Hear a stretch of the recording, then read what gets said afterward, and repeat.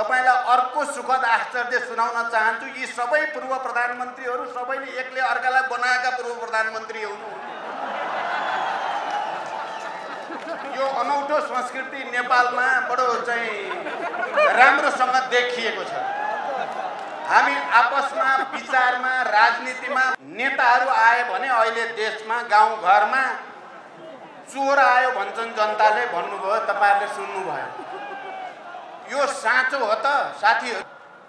गिरिजा प्रसाद कोइराला र तत्कालीन नेकपा माओवादीको तर्फबाट विस्तृत शान्ति सम्झौतामा मैले हस्ताक्षर गरिसकेपछि अहिलेको नेपालको लोकतान्त्रिक प्रक्रियाले गति लिएको हो र आजको बिन्दुसम्म आएको हो।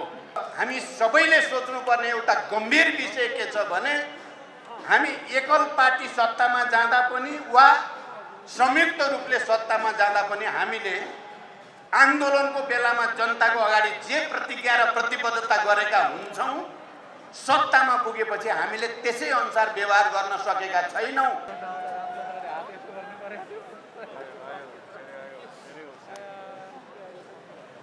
धन्यवाद उद्घोषक मित्रलाई। नेपाली कांग्रेसको यो भव्य र आकर्षक 14औं राष्ट्रिय महाधिवेशनको उद्घाटन सत्रका सभापति तथा नेपाली कांग्रेसका सभापति र सम्माननीय प्रधानमन्त्री शेरबहादुर देउवाज्यू, पूर्व प्रधानमन्त्रीज्यूहरू, नेपाली कांग्रेसका सबै नेता साथीहरू, विभिन्न राजनीतिक दलका नेता साथीहरू र यो उद्घाटन समारोहमा उपस्थित सम्पूर्ण नेपाली कांग्रेसका प्रतिनिधि, पर्यवेक्षक र अन्य उपस्थित महानुभावहरू, विदेशी अतिथि महानुभावहरू, समय घर्केको छ, जाडो पनि बढेको छ, त्यसकारण धेरै भन्ने सम्भव मैले देखेको छैन। समयको कारणले पनि, जाडोको कारणले पनि। यहाँ अघि भारतीय जनता पार्टीका नेता र पूर्व मन्त्रीले बडो आश्चर्य, सुखद आश्चर्यको रूपमा व्यक्त गर्नुभयो मञ्चमा। थुप्रै पूर्व प्रधानमन्त्री, यति धेरै पूर्व प्रधानमन्त्री एउटै मञ्चमा कहिल्यै देखेको थिइनँ भन्नुभयो। हुन त उहाँ भर्खरै जानुभयो। म उहाँलाई के सुनाउन चाहन्थे भने तपाईलाई अर्को सुखद आश्चर्य सुनाउन चाहन्छु। यी सबै पूर्व प्रधानमन्त्रीहरू सबैले एकले अर्कालाई बनाएका पूर्व प्रधानमन्त्री हुनु। यो अनौठो संस्कृति नेपालमा बडो चाहिँ राम्रोसँग देखिएको छ। हामी आपसमा विचारमा राजनीतिमा बेला बेलामा निकै चर्को प्रतिस्पर्धा पनि गर्ने गरेका छौं र जरुरी पर्दा हामीले एकले अर्कालाई हातेमालो गरेर प्रधानमन्त्री बनाउन पनि पछि परेका छैनौं। यो संस्कृति पनि भारतीय जनता पार्टीका नेतालाई मैले भन्न चाहेको थिएँ। उहाँ गइसक्नुभयो, सायद सुन्नु होला उहाँले। र यहाँ अघि विचार प्रस्तुत हुने क्रममा एकजना वक्ताले नेताहरू आए भने अहिले देशमा गाउँघरमा चोर आयो भन्छन् जनताले, भन्नुभयो, तपाईहरुले सुन्नुभयो। यो साँचो हो त साथीहरू। होइन, गलत हो।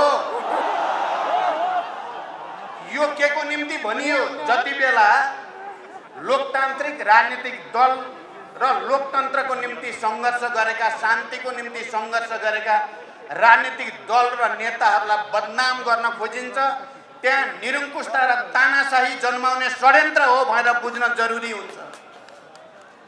कहीं न कहीं तानाशाही त्यसरी नै आउने गर्दछ। त्यसकारण हामी सतर्क हुन जरुरी छ। म यस ऐतिहासिक सन्दर्भमा हामी समावेशी लोकतन्त्र, संघीय लोकतान्त्रिक गणतन्त्रको जो प्रक्रियामा छौं, यसको साइनो शान्ति प्रक्रियासँग छ। म एकचोटि फेरि तपाईहरुको महाधिवेशनमा दिवंगत गिरिजा प्रसाद कोइरालालाई स्मरण गर्न चाहन्छु। 7 राजनीतिक दलको तर्फबाट गिरिजा प्रसाद कोइराला र तत्कालीन नेकपा माओवादीको तर्फबाट विस्तृत शान्ति सम्झौतामा मैले हस्ताक्षर गरिसकेपछि अहिलेको नेपालको लोकतान्त्रिक प्रक्रियाले गति लिएको हो र आजको बिन्दुसम्म आएको हो। म तपाई नेपाली कांग्रेसका हजारौं कुनै पनि किसिमको त्यसकालको प्रतिक्रियावादी, प्रतिगमनकारी गतिविधिका विरुद्धको लडाईँमा हामीले एकता प्रदर्शन गरेका छौं। चाहे त्यो पञ्चायत विरोधी आन्दोलनको क्रममा होस्, 36 सालको ऐतिहासिक जनआन्दोलनको कुरा गरौँ या 46 सालको ऐतिहासिक जनआन्दोलन जसले पञ्चायती तानाशाहीलाई अन्त्य गर्यो त्यो आन्दोलनको कुरा गरौँ या शान्ति प्रक्रिया हुँदै 12 बुँदे समझदारी र अनि 19 दिनको ऐतिहासिक संयुक्त जनआन्दोलनको कुरा गरौँ। हामीले त्यहाँ एकताको प्रदर्शन गरेका छौँ। नेपाली जनताले वीरता र बलिदानका थुप्रै कीर्तिमानहरू कायम गरेको छ। तर हामी सबैले सोच्नुपर्ने एउटा गम्भीर विषय के छ भने हामी एकल पार्टी सत्तामा जाँदा पनि वा संयुक्त रूपले सत्तामा जाँदा पनि हामीले आन्दोलनको बेलामा जनताको अगाडि जे प्रतिज्ञा र प्रतिबद्धता गरेका हुन्छौँ, सत्तामा पुगेपछि हामीले त्यसै अनुसार व्यवहार गर्न सकेका छैनौँ। हामी सबैले आत्मसमीक्षा गर्नुपर्ने विषय छ। एकल पार्टी सत्ता होस् या संयुक्त सरकार होस्, सत्ता सञ्चालनमा जाँदा हामी कहीँ न कहीँ धरती छोडेको जस्तो कहीँ न कहीँ आफ्ना ऐतिहासिक राजनैतिक प्रतिज्ञा र प्रतिबद्धताहरू जनताको अगाडि गरिएका निर्वाचनको बेलामा गरिएका प्रतिबद्धताबाट विचलित भएका उदाहरणहरू छन्। 2007 सालदेखि 62-63 को आन्दोलन पछिका सरकारहरूका सन्दर्भमा पनि हामीले यो तितो यथार्थ भोगेका छौँ। अहिले तपाईँ नेपाली कांग्रेसका सबै नेता साथीहरू, युवा नेताहरू अझ खास गरी सबैले यसको समीक्षा गर्न जरुरी छ। किन सत्तामा पुगेपछि कहीँ न कहीँ नेतृत्व पंक्ति या राजनीतिक दलहरू आफ्नो प्रतिज्ञा र प्रतिबद्धताबाट विचलित हुन्छन्? किन जनताले सोचे जस्तो गरी काम गर्न सक्दैनन्? किन सुशासन दिन सक्दैनन्? किन भ्रष्टाचार रोक्न सक्दैनन्? आन्दोलनमा त्यत्रो त्याग, तपस्या र बलिदान गर्न सक्ने पार्टीहरू सत्तामा पुग्दा किन सत्ता लिप्साबाट विसङ्गति र विकृतिको शिकार हुन्छन्? मलाई लाग्छ हामी सबैले खोजी गर्नुपर्ने विषय यही नै छ। हामीले 7 सालदेखि अहिलेसम्म हेर्दा पनि यो विषयको सैद्धान्तिक रूपले निरूपण गर्ने कुरा, राजनैतिक एउटा संश्लेषण गर्ने कुरा, त्यस्तो संस्कृति र आचरणको विकास गर्ने कुरामा हामी सबैले मन्थन गर्न जरुरी छ। हामी सबैले विचार गर्न जरुरी छ। म आफै शान्ति सम्झौतापछि देशको सबभन्दा ठुलो पार्टीको नेताको हैसियतले गणतन्त्रको पहिलो प्रधानमन्त्री हुँदाको स्मरण गर्न चाहन्छु। कहीँ न कहीँ ठुलो पार्टी भएर सत्तामा पुगेपछि कतै न कतै मनोगत भाव, कतै न कतै अहङ्कार, कुनै न कुनै किसिमको दम्ब आउने र त्यसबाट जनतासँगको सम्बन्ध कमजोर हुँदै जाने अनुभव, तितो अनुभव मैले गरेको छु र मलाई लाग्छ हामी सबैले पनि कुनै न कुनै यो अनुभव गरेका छौँ। अहिले विभिन्न पार्टीका महाधिवेशन चलेका छन्, सम्मेलनहरू चलेका छन्।